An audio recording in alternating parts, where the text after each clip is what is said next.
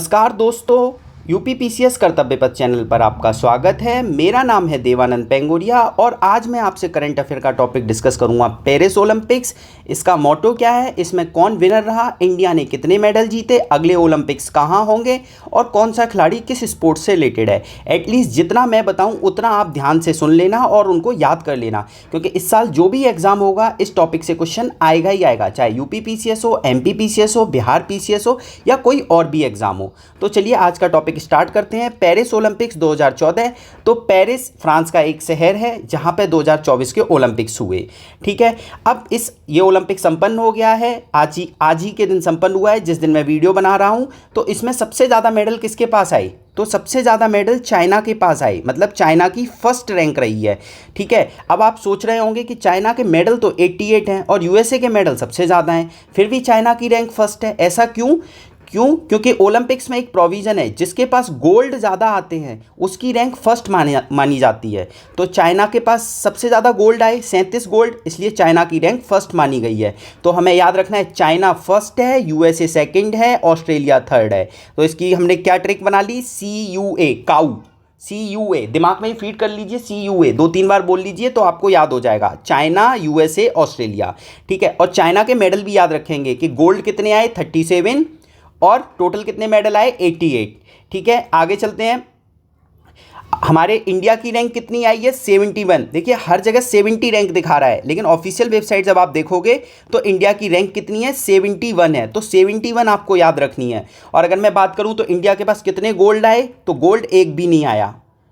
ठीक है, सिल्वर कितने आए, 1, ब्रॉन्ज कितना आए, 5। तो टोटल इंडिया के पास मेडल कितने आए, 6। आपको ये डेटा याद रखना है, कई बार पूछा जा सकता है कि इंडिया के पास गोल्ड, सिल्वर, ब्रॉन्ज, और ऑप्शन अरेंज कर देगा 012, 015 और 015, 016। तो ऐसे करके आपको याद रखना है 015, 1 सिल्वर है, 5 ब्रॉन्ज हैं, 0 गोल्ड है। ठीक है, आगे चलते हैं। देखिए ये तो 2024 के पेरिस ओलंपिक्स की बात हो गई। अब मैं बात करता हूं 2028 के जो ओलंपिक्स होंगे वो कहां पे होंगे, तो लॉस एंजल्स में होंगे। कहाँ पे होंगे, लॉस एंजल्स में। ये यूएसए का एक सिटी है। तो 2028 के ओलंपिक्स हमने कहाँ पर जाने, लॉस एंजल्स में। अब इंपॉर्टेंट पॉइंट क्या है कि 2028 के जब ओलंपिक्स होंगे तो उसमें कुछ नए गेम जोड़े गए हैं। तो वो कौन कौन से गेम हैं? अब ये इंपॉर्टेंट इसलिए क्योंकि अभी यूके पीसीएस का जो एग्जाम हुआ था रिसेंटली पिछले मंथ, उसमें ये पूछा गया था कि लॉस एंजल्स जो 2028 के ओलंपिक्स गेम्स होंगे उसमें कौन कौन से नए स्पोर्ट्स जोड़े गए हैं। तो फ्लैग फुटबॉल और स्क्वैश, ये 2 नए गेम जोड़े गए हैं, इससे पहले कभी इसमें नहीं हुए थे। ठीक है, इसके अलावा बेसबॉल, इसको सॉफ्ट बॉल भी बोलते हैं, और क्रिकेट, इन दोनों को ऐड किया गया है। तो टोटल कितने हो गए, 1 2 3 4। ठीक है, इन 4 के अलावा एक गेम और है लैक्रोज। तो ये 5 गेम टोटल ऐड किए गए हैं। अब इसमें और क्या याद रखना है कि देखिए क्रिकेट को पहली बार नहीं ऐड किया गया, इससे पहले भी क्रिकेट होता था। तो 1900 में जो ओलंपिक्स हुए थे वहाँ पे क्रिकेट को पहली बार खेला जा चुका है, अब 2028 में खेला जाएगा। ठीक है, याद रखना है। और ये 5 गेम नए ऐड किए गए हैं और एक और पॉइंट इसमें याद रखिए कि जो फ्लैग फुटबॉल है और स्क्वैश है, इसको पहली बार किसी ओलंपिक्स में शामिल किया गया है, और इससे पहले बाकी के गेम शामिल हो चुके हैं, ये 3 पहले कभी ना कभी। ठीक है, और क्रिकेट का कौन सा फॉर्मेट होगा आपको पता है क्या, T20 फॉर्मेट, मैन और वुमेन दोनों कैटेगरी में T20 फॉर्मेट, ये भी याद रखना है। ठीक है, गेम याद हो गया आपको, 2028 का लॉस एंजल्स में होगा। अब मैं बात करता हूं 2032 का। 2032 का कहां पे होगा, ब्रिस्बेन में। अब आपको कमेंट करके ये बताना है कि ब्रिस्बेन सिटी कहां का है। ठीक है, ये कमेंट करके जरूर बताइएगा। अच्छा, अब आप एक और चीज़ जान लीजिए, जो लैक्रोज जो गेम है ये बिल्कुल एक स्टिक होती है, लकड़ी टाइप की होती है, और एक बॉल होती है, उसके थ्रू खेला जाता है। तो इतना याद रखिए। ठीक है, आगे चलते हैं। अब इंडिया ने कितने मेडल जीते, तो इंडिया ने, मैंने भी क्या बताया, 1 सिल्वर जीता, 5 ब्रॉन्ज जीते, तो टोटल 6 हो गए। ठीक है, अब उनकी डिटेल में बात कर लेते हैं। तो देखिए मनु भाकर, सबने नाम सुना होगा, ये शूटिंग करती हैं। ठीक है, और वोमेन की 10 मीटर एयर पिस्टल में इनको ब्रॉन्ज मिला। क्या मिला, ब्रॉन्ज मिला, याद रखना। तो इसका क्या तरीका कर सकते हैं, मनु जी ने भाग भाग कर शूटिंग की और ब्रॉन्ज जीता। मनु जी ने भाग भाग कर शूटिंग की और ब्रॉन्ज जीता, किसमें, 10 मीटर एयर पिस्टल में। ठीक है, ये चारों चीज़ें याद रखनी है। 10 मीटर एयर पिस्टल में उन्होंने शूटिंग में ब्रॉन्ज जीता। क्लियर, क्योंकि कई बार पूछ लेता है एथलीट का किस स्पोर्ट से संबंध है, तो आपको ये याद रखना होता है। अब मनु भाकर और सरबजीत जी की जोड़ी ने क्या जीता, 10 मीटर एयर पिस्टल में शूटिंग में ब्रोंज जीता। तो मनु भाकर के 2 मेडल हो गए यहाँ पे। ठीक है। और सरबजोत सिंह की मिक्स टीम में इन्होंने भी शूटिंग में ब्रॉन्ज जीता। आगे चलते हैं, स्वप्निल कौशले, स्वप्निल कौशले, हो सकता है प्रोनाउंसिएशन मेरा खराब हो, उसके लिए सॉरी। स्वप्निल कुसाले, स्वप्निल कुसाले ने मेंस के 50 राइफल 3 पोजीशन इवेंट में शूटिंग जीता। तो इसको कैसे, शूटिंग में ब्रोंज जीता, इसको कैसे याद रखोगे, एस स्वप्निल, स्वप्निल से शूटिंग, ठीक है, और क्या जीता, ब्रोंज जीता, ठीक है। तो 5 ब्रोंज हैं, 1 सिल्वर है, तो जो सिल्वर है वो जरूर याद रखना है। आगे चलते हैं, टीम इंडिया ने हॉकी में ब्रोंज जीता। नीरज चोपड़ा ने जेवलिन थ्रो में, जो कि एथलीट्स हैं, उन्होंने सिल्वर जीता, ये याद रखना है, नीरज चोपड़ा का सिल्वर वाला इवेंट याद रखना है। आगे चलते हैं, अमन शेरावत, अमन शेरावत ने मेंस की free style 57 category kilogram, 57 kilogram आपको याद रखना है। ये 57 केजी भी कई बार एग्जाम में पूछा हुआ है, यूपीपीसीएस तो पूछ लेता है, एग्जैक्ट डेटा पूछ लेता है। तो अमन शेरावत ने 57 केजी की फ्री स्टाइल में रेसलिंग में ब्रोंज जीता। तो 5 ब्रोंज हो गए, 1 सिल्वर हो गया, ठीक है।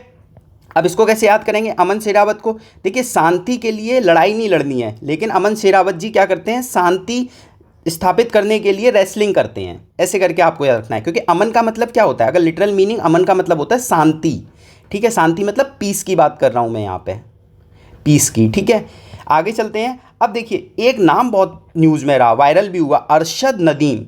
जो लोग जेवलिन के मतलब फ़ैन हैं उन लोगों को पता होगा, या नीरज चोपड़ा जी को जो जानते हैं उनको पता होगा कि अरशद नदीम कौन है। तो ये जेवलिन थ्रो में गोल्ड लेके आए हैं, और ये कहाँ के हैं, हमारे नेबरिंग कंट्री पाकिस्तान के हैं। तो ये हमें पता होना चाहिए कि नीरज चोपड़ा जी किससे हारे, अरशद नदीम से हारे, और नीरज चोपड़ा जी को सिल्वर मिला, अरशद नदीम को क्या मिला, गोल्ड मिला, ठीक है। आगे चलते हैं, देखिए ये विनेश फोगाट जी जो थी रेसलिंग लड़ती थी 50 केजी में, उन्होंने पेरिस ओलंपिक्स में 50 केजी में रेसलिंग लड़ी। पहले तो ये डेटा याद करिए, कितने केजी में, 50 केजी में, ठीक है। अब इनका बहुत इशू रहा अभी, तो बहुत न्यूज़ में भी रही है। इन्होंने जापान की एक फाइटर रेसलर थी यूकी सोसाकी, नाम याद रखिए, यूई सोसाकी, इनको हरा के फाइनल में पहुंच गई थी विनेश फोगाट जी, ठीक है। बट अब इनका फाइनल होना था यूएसए की सरा हिडलब्रांड से, सरा हिडलब्रांड, ये दोनों नाम याद रखने हैं, पूछे जा सकते हैं। यूई सोसाकी को हरा दिया और विनेश फोगाट पहुंची फाइनल में। वहाँ पे इनका किससे फाइनल होना था, यूएसए की सरा हिडलब्रांड, ठीक है। बट किसी कारणवश जब फाइनल होने से पहले इनका वेट जो तौला गया वो 51 केजी 100 ग्राम निकला, मतलब 100 ग्राम ज़्यादा निकला। तो इसी की वजह से इनको डिस्क्वालीफाई कर दिया ओलंपिक्स कमेटी ने। अब इशू चल रहा है, इंडिया ने एक पेटिशन फाइल की है, ठीक है। तो अब अभी ये मतलब इंडियन ओलंपिक कमेटी जो इंटरनेशनल ओलंपिक कमेटी है, वहाँ पे इशू चल रहा है कि इनका डिस्क्वालिफिकेशन सही हुआ है या गलत हुआ है। तो इसके बारे में बस इतना डेटा जरूर याद रखिए कि विनेश फोगाट 50 केजी में रेसलिंग लड़ी थी, यूई सोसाकी को इन्होंने सेमीफाइनल में हराया, जो कि जापान की है, चाइना की नहीं है, ठीक है। और यूएसएस की इनसे फाइनल होना था। अभी देखते हैं क्या वर्डिक्ट आएगा, उसके अकॉर्डिंग फिर इसके बारे में बाद में बात करेंगे। आगे चलते हैं, अब देखिए Indian Olympic winners name list, अभी तक जितने भी ओलंपिक्स हुए हैं तो उनकी लिस्ट है। तो एक छोटी सी लिस्ट मैंने ऑफिशियल वेबसाइट से ली है, जिसमें नॉर्मल प्रीचंद, ये नाम बिल्कुल याद रखिए, हर बुक में लिखा रहता है जब भी आप ओलंपिक्स के बारे में पढ़ेंगे। तो इंडिया का पहला विनर कौन था ओलंपिक्स में, तो नॉर्मल प्रीचंद, ये सिल्वर लेके आए थे मेंस 200 कैटेगरी में, और जबकि वो 2 सिल्वर लेके आए थे, मेंस 200 हर्डल कैटेगरी में और एक मेंस 200 सिंपल कैटेगरी में। हर्डल कैटेगरी मतलब जैसे ये रेस है 200 मीटर की, बीच में छोटे छोटे हर्डल लगे होंगे, और सिंपल 200 मीटर की रेस सिंपल होगी, उसमें हर्डल नहीं होंगे, ठीक है। तो नॉर्मल प्रीतचंद का नाम आपको याद रखना है, इनका नाम बहुत फेमस है और फर्स्ट मेडल विनर थे ये इंडिया के, ठीक है, नॉर्मल प्रीतचंद, क्लियर। आगे चलते हैं, और ये मैं अगर यहाँ पे बात कर रहा हूँ तो इंडिपेंडेंस से पहले की बात कर रहा हूँ, 1900, इंडिपेंडेंस के बाद पहला गोल्ड कौन लेके आया था, तो हॉकी में गोल्ड आया था इंडिया का 1948 में। ये कहाँ पे हुए थे, लंदन में हुए थे, ठीक है। आगे चलते हैं, अब देखिए कुछ रिकॉर्ड थे लंदन ओलंपिक्स में, देखिए लंदन ओलंपिक्स में रिकॉर्ड नहीं, सॉरी, अब जो अभी पेरिस ओलंपिक्स हुआ था उसमें कुछ रिकॉर्ड बने थे, तो उन रिकॉर्ड के बारे में भी आपको पता होना चाहिए, ठीक है। देखिए पहला रिकॉर्ड क्या है, अमन शेरावत, मैंने आपको बताया था अमन मतलब शांति होता है, तो ये क्या कर रहे हैं, रेसलिंग करते हैं। रेसलिंग क्यों करते हैं, शांति स्थापित करने के लिए, ठीक है। तो ये सबसे यंगेस्ट मेडलिस्ट बने हैं अभी तक के ओलंपिक्स में इंडिया के, 21 साल 24 दिन की उम्र है। तो ये 21 साल नहीं याद रखना, बस इतना याद रखना है ये यंगेस्ट है सबसे, ठीक है। अगला, नीरज चोपड़ा जी 2 गोल्ड लेके आ गए, सॉरी 2 मेडल लेके आ गए हैं, 2 मेडल, ठीक है, और वो किसी फील्ड एथलीट की कैटेगरी में, और इंडिपेंडेंट इंडिया के बाद, क्योंकि इंडिपेंडेंट इंडिया से पहले नॉर्मल प्रीचंद लेके आए थे, 2 मेडल लेके आए थे, और इंडिपेंडेंट के बाद 2 गोल्ड फील्ड एथलीट की कैटेगरी में कौन लेके आए हैं? नीरज चोपड़ा जी लेके आए हैं। ठीक है, ये जेवलिन थ्रोअर हैं। और मैंने आपको ऊपर बताया था अभी वीडियो में कि गोल्ड कौन लेके आए थे? पाकिस्तान के प्लेयर लेके आए थे। ठीक है, आगे चलते हैं। फर्स्ट टाइम क्या हुआ है कि जो हॉकी की टीम है वो 2 बार मेडल बैक टू बैक लेके आई है। टोक्यो 2020 में मेडल लेके आई थी, अब फिर पेरिस ओलंपिक्स में ब्रोंज मेडल लेके आई है। इससे पहले मुनिच में 1972 में, जर्मनी का शहर है, यहाँ पे हुए थे, और उसके बाद एक और ओलंपिक्स हुए थे तो वहाँ 2 बार लेके आई थी। ठीक है, ये चीज़ याद रखेंगे। आगे चलते हैं। लक्ष्य सेन, देखिए लक्ष्य सेन बैडमिंटन प्लेयर हैं, बस इनके बारे में इतना याद रखना है। लक्ष्य सेन क्या है? Badminton player. ठीक है, आगे चलते हैं। ये इंपॉर्टेंट है कि इंडिया ने जो हॉकी की टीम लेके आई है ब्रोंज, वो किसको हरा कर लेके आई है? तो ऑस्ट्रेलिया को। 52 सालों में पहली बार ऑस्ट्रेलिया को हराया है।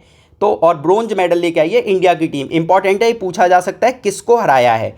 ठीक है, आगे चलते हैं। धीरज भोमदेवरा और अंकिता भक्कत, धीरज भोमदेवरा और अंकिता भगत, ये किससे बिलोंग करते हैं? ये आर्चरी से बिलोंग करते हैं, बस इतना याद रखिए। डायरेक्टली क्वेश्चन आ जाएगा, धीरज भोमदेवरा और अंकिता भगत किससे बिलोंग करती हैं?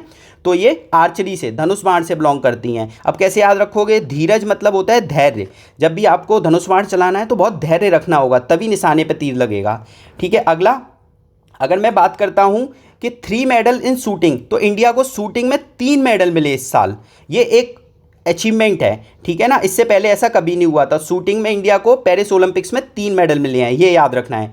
लास्ट, मनिका बत्रा को टेबल टेनिस प्लेयर हैं। क्या है? Manika Batra table tennis player हैं। ठीक है, और मनु भाकर जी को 2 मेडल मिले, मैंने अभी आपको ऊपर ही बताया, एक सरबजोत सिंह जी के साथ और एक सिंगल इवेंट में मिला था शूटिंग में। ठीक है, आगे चलते हैं।